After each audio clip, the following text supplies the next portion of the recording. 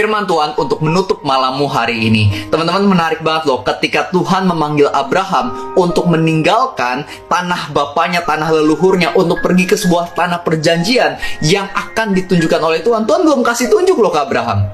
Tapi Abraham percaya dengan iman bahwa Tuhan bukanlah Tuhan yang berbohong, bahwa Tuhan akan sungguh-sungguh memberikan sebuah tanah yang indah, yang baik.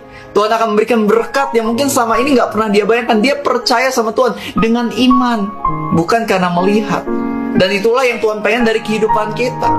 Kita seringkali mengatakan pada Tuhan, Tuhan, you show, I'll go. Tapi Tuhan mau bilang, you go, I'll show.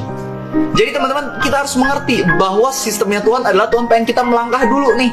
Percaya dan melangkah dulu nih. Baru nanti sedikit demi sedikit Tuhan bakal bukain. Baru kemenangan bakal terjadi.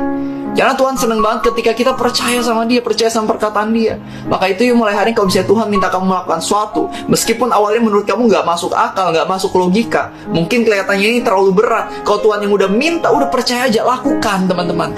Percaya, kalau misalnya Tuhan yang minta, Tuhan juga yang akan mencukupi, Tuhan yang akan mengarahkan, Tuhan yang akan menolong kamu, Tuhan yang akan menyertai kamu. Udah percaya aja sama Tuhan, itu kunci kehidupan yang penuh dengan kemenangan di hari-hari kita. Kalau kita nggak percaya sama Tuhan, ya pasti stres sendiri, frustasi ya kan. Tapi kalau percaya sama Tuhan, kita pasti bakal lebih tenang dan berpengharapan.